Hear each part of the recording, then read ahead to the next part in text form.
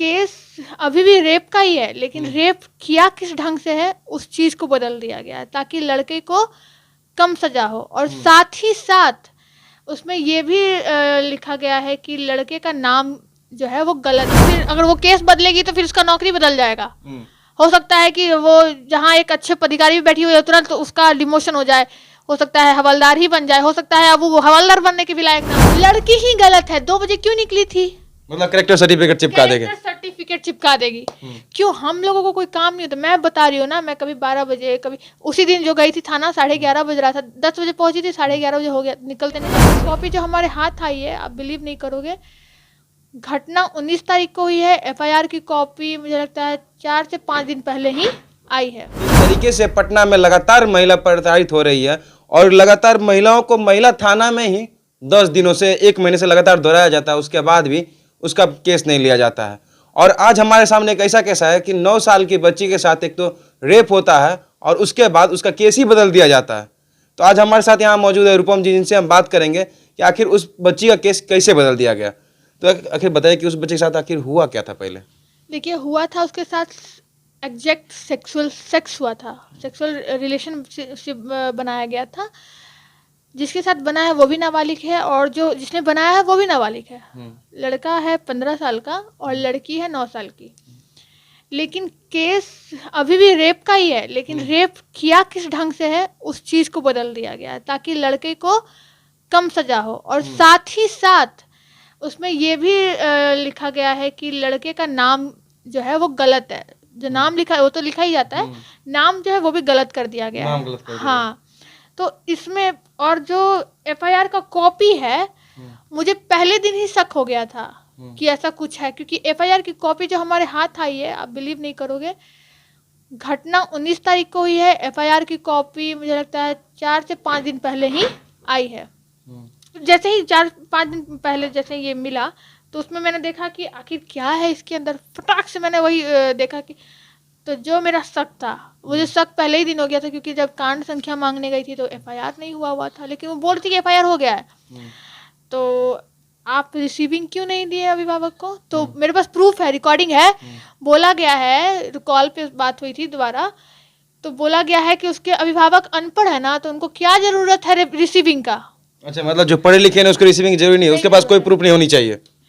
तो मैंने बोला कि मैडम एक बात बताइए कि किस प्रोविजन में लिखा हुआ है कि पढ़ा लिखा हो या ना पढ़ा लिखा हो, उस कैटेगरी को देखकर एफआईआर देना है? ये कहीं लिखा हुआ है? किसी प्रावधान में नहीं लिखा हुआ है। फिर आप ऐसे कैसे? तो फिर चुप हो गई और फिर फ़ोन कट गया। हाँ, और उसमें इतना ये वाला रिकॉर्डिंग शायद होगा कि नहीं होगा याद नहीं है, लेकिन वो रिकॉर्डिंग है जिसमें वो बोली है कि अनपढ़ है, इसलिए क्या ज़रूरत है उनको। बताइए कि आखिर ये किस तरीके के बिहार में शासन चलते हैं और महिला थाना होते, वहाँ पे महिला जो एसएचओ है वो एक महिला का साथ में जो बच्ची है नाबालिग है जिसके साथ रेप होता है और उस बच्ची का केस ही बदल दिया जाता है, एफआईआर बदल दिया जाता है। उसके बाद कहा जाता है कि उसके परिवार तो अनपढ़ है, उसको केस की क्या एफआईआर कॉपी की क्या जरूरत है। तो आखिर सोचिए कि किस बिहार में आप रहते हैं और किस तरीके से आप सेफ है और पुलिस आपकी कितनी मदद करती है, वही महिला होते हुए महिला थाना में। तो एक सवाल है कि आखिर जो महिला थाना के जो एसएचओ है, अगर सोचिए अगर मान लीजिए उसके बेटी के साथ ऐसा हो जाए या फिर कोई जो बड़े बड़े नेता है उनके बेटी के साथ ऐसा हो जाए, तो क्या फिर भी केस बदल देगी? नहीं, तब तो केस नहीं बदलेगी। तब तो फिर अगर वो केस बदलेगी तो फिर उसका नौकरी बदल जाएगा। हो सकता है कि वो जहाँ एक अच्छे अधिकारी भी बैठी हुई है तुरंत तो उसका डिमोशन हो जाए, हो सकता है हवलदार ही बन जाए, हो सकता है अब वो हवलदार बनने के भी लायक ना हो, है ना, उसी का फिर आइडेंटिटी बदल जाएगा। लेकिन एक चीज बताइए कि जब तब भी जो परिवार शोषित रहते हैं, जो परिवार कमजोर रहते हैं, तब एसएचओ के खिलाफ क्यों नहीं केस ये लोग करते हैं? क्योंकि वो कहते हैं कि पुलिस, मतलब बहुत सारी चीज़ें, जैसे देखो केस करने के लिए पैसा भी चाहिए, वकील को पैसा देना है, चलो नहीं भी है पैसा देने के लिए तो अब आपको कोर्ट भी हायर करवा देती है वकील, सरकारी वकील तो मिलती है ना, ठीक है वो तो हो जाएगा। लेकिन पुलिस पे आज आप केस कर दिए, गरीबों की बात मैं कर रही हूँ, तो फिर उनको डर लगता है, क्योंकि उनकी मानसिकता ऐसी बनी हुई है कि कहीं मेरे साथ कुछ करना दे, ये बहुत सारी बातें हैं, वो आप भी समझते हैं, मैं भी समझती हूँ। लेकिन अब किसी को डरने की ज़रूरत नहीं है, क्योंकि रूपम आ गई है। पूछिए कैसे? रूपम जो है ना वो सबको लीगल अवेयरनेस दे रही है, लीगल अवेयर कर रही है कि नहीं, आपके साथ पुलिस हो, कोई मंत्री हो, कोई हो, सबके खिलाफ केस कीजिए, क्योंकि under the constitution nobody above the law. ठीक है, सारे लोग जो है लॉ के बियॉन्ड जाके काम, कोई भी काम ही नहीं कर सकता, और सारे लोग जो है लॉ के अंडर इक्वल हैं, ऑल आर इक्वल, और उससे ऊपर कोई नहीं है, संविधान से ऊपर कोई नहीं है। तो आप केस कर सकते हैं, और उस पर भी वही चार्ज लगेंगे जो एक आम आदमी पे लगते हैं, और वो भी जेल जाएगा जैसे एक आम आदमी जाता है। तो डरना किसी को नहीं है।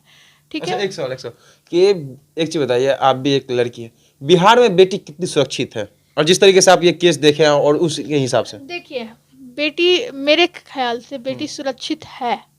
कैसे? और सुरक्षित नहीं भी है। सुरक्षित जो नहीं है वो क्यों नहीं है? क्योंकि वो खुद लीगल अवेयरनेस उसमें नहीं है, वो खुद अवेयर नहीं है चीज़ों को लेकर, कैसे काम करना है, नहीं करना है। क्योंकि मैं इसलिए बोल रही हूँ सुरक्षित है, क्योंकि मैं अकेले हर जगह जाती हूँ, कोई मेरे साथ नहीं होता।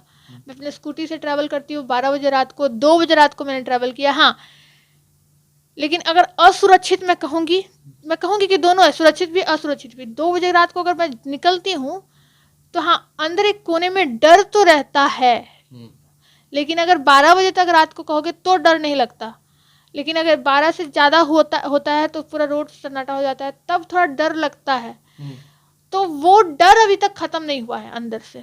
और उसके बाद अगर डर जो मान लीजिए किसी साथ घटना हो तो पुलिस प्रशासन, उस साथ में महिला थाना, जब भी महिला तो महिला थाना ही जाइएगा। तो महिला थाना आपकी कितनी हेल्प कर देगी?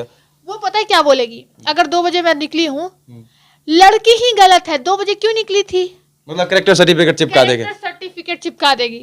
क्यों? हम लोगों को कोई काम नहीं होता। मैं बता रही हूँ ना, मैं कभी 12 बजे, कभी उसी दिन जो गई थी थाना 11:30 बज रहा था, 10 बजे पहुंची थी, 11:30 बजे हो गया, निकलते निकलते हो ही गया था। तो अब तो मैं वहाँ से अकेली आई थी, और भी सब लोग टीम में थे, लेकिन वहाँ से जब निकली, कुछ देर गाड़ी से थी, फिर कुछ देर बाद जाने के बाद स्कूटी से अकेले हो गई थी। तो अगर उस समय कुछ होगा तो यहाँ लोग कैरेक्टर सर्टिफिकेट भी चिपका देते हैं कि, और पुलिस भी, पुलिस पहले पता है क्या करेगी? अब बहुत सारी मीडिया को मैंने देखा है, मैंने मीडिया वालों को भी देखा है, मैंने पुलिस वालों को भी, पीछे में बात करें, आपके मुंह पे नहीं बोलेंगे। अगर वो जान के कि आप पढ़े लिखे अच्छे घर से हैं तो वो नहीं बोलेंगे। अगर आप अनपढ़ हैं और ऐसा कुछ हुआ है, तुम ही गलत होगी, मुँह पे गाली दे देता है भाई। आज ना मैं पढ़ी लिखी हूँ, लेकिन मैंने देखा है, औरों को देखा है। वो जैसे कि अभी मैं मान लीजिए 4 बजे सुबह में कहीं गई, या 3 बजे, अब मेरे साथ वहाँ कुछ हैपनिंग हो गया, छेड़छाड़ी हो गया, तुम ही गलत थी, तुम ही गलत होगी, इसीलिए तो हुआ है। तो रोड पे क्या कर रही थी? अरे मेरा कोई निजी काम हो सकता है मैं रात में कहीं जा रही होगी, है ना। ये मतलब लोग समझ जाते हैं रात के 2 बजे निकलना लड़की का मतलब लड़की 2 नंबर की है। मतलब अभी तक बेटियों को बराबर सम्मान नहीं दिया गया बिहार में। लड़का 2 बजे निकल जाए कोई दिक्कत नहीं है, लेकिन लड़की, हाँ, लेकिन लड़का भी 2 बजे अगर रात को निकलता है तो हो सकता है किसी लड़की के पास जा रहा हो। देखिए, आप जिस लड़की के लिए लड़ रहे हैं, क्या लगता है कि आपने जो एक बार जाके उसका जो केस डिफरेंट कर दिया गया था, बदल दिया गया था, उसके बाद अब जो आप उस केस को सही करवाएं तो अब उसको न्याय मिलेगा कि नहीं मिलेगा? मिलेगा, बिल्कुल मिलेगा। देखिए, कानून सर्वोपरि है। न्यायाधीश जब प्रोसीडिंग, अभी ट्रायल चालू नहीं हुआ है, हाँ, ट्रायल चालू होगा, उसमें प्रोसीडिंग जब होगा, प्रोसीडिंग में जज के सामने सारी बातें रखी जाएंगी कि हाँ सर, ये केस नहीं था मेरा केस ये था। ये अगर जैसे इसमें लिखा हुआ है कि उंगली से खून निकाला गया, तो ये भी रेप की श्रेणी में आता है। लेकिन रियल जो सेक्स हुआ है उसके साथ, वो तो इसमें लिखा नहीं है।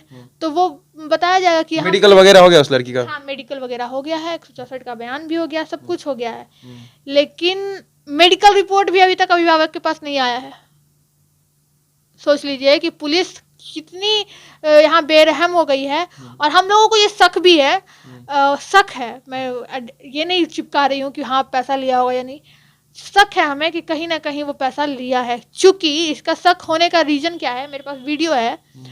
उस लड़की के घर पे आप जाइएगा ना, उसका जो लड़का वाला है, उस सारे का घर वहीं पे है, खटाल वगैरह जो भी है, तुरंत सारा लड़का लोग वहां पहुंच जाएगा। जब तक आप रहिएगा ना, वहां कान लगा के सुनता रहेगा।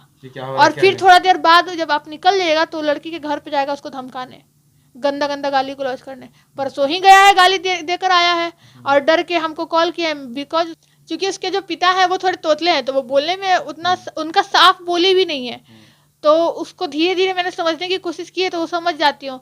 तो वो कल हमको कॉल करके बोल रहे हैं कि मैडम देखिए वो हमको आके धमकाया है, ये किया है, वो किया है। अगर मैडम हमको कुछ होता है तो हम अपनी बीवी बच्चा का जो है सब जाके थाना पे रख देंगे, और वो खुद सब हाँ रख देंगे, उसके जिम्मेवार हम नहीं होंगे मैडम। फिर वो लोग जवाब देगा। अगर ऐसा होता है तो फिर तो बहुत बहुत गलत हो जाएगा, और उसके बाद मैं नेता को भी टारगेट करने लगूंगी। अभी तक मैंने नेता से कोई वैसा किया नहीं है, क्योंकि कोई क्या दिक्कत है भाई, मुझे कोई परेशानी नहीं है। लेकिन अगर काम नहीं हुआ, प्रोसीडिंग सही तरीके से नहीं हुए, और उस बीच में लड़के वाले लड़की के घर पे घुस के किसी का कुछ मर्डर करते हैं, तो साफ तौर से यहाँ पे पुलिस की पूरी जिम्मेदारी होगी। मैं ऑन कैमरा कह रही हूँ, और उसके पिता का भी है, बयान है मेरे पास उनका। वो कहे हैं कि अगर ऐसा कुछ होता है तो हम थाना पे रख देंगे। तो उसका ये इंटेंशन क्यों है कि अगर ऐसा कुछ होता है तो हम सब थाना पे रख देंगे। कहीं ना कहीं धमकाया, उनको डराया जाता है, परेशान किया जाता था। बिलीव नहीं करेंगे, वहाँ का अगल बगल जो मोहल्ला वाला है ना, वो सब डरा हुआ है, क्योंकि वो लड़का बोला है कि हम तो यादव हैं, अच्छा। और मेरा ही सरकार है। ये बात मतलब जातिवाद सरकार है इसीलिए। हाँ, ये बात वो बोला है, ये मैं नहीं कह रही, उस मोहल्ले वाले लोगों ने बोला है। मेरे पास रिकॉर्डिंग है, सारा कुछ है, मतलब प्रूफ है। हाँ प्रूफ है, बिना प्रूफ के मैं बोलती नहीं हूँ कुछ। कल को मेरे पे ही प्रोसीडिंग चली हो गया तो मैं दूसरे को कानूनी कार्रवाई के लिए बोलती हूँ, प्रोसीडिंग के लिए बोलती हूँ, तो नहीं, मैं बहुत सतर्की से चलती हूँ। अगर हाँ उस बीच अगर मुझे कोई उंगली किया बेफालतू का, तो फिर मैं किसी के बाप से नहीं डरती, बस डरती हूँ तो कानून से। तो चलिए, आखिर आप लोग इस सब के बारे में क्या सोचते हैं, जरूर कमेंट कीजिएगा। और साथ में बिहार में बेटियां किस तरीके से सुरक्षित है और कितनी शोषित होती है, इस सब के बारे में जरूर कमेंट कीजिएगा।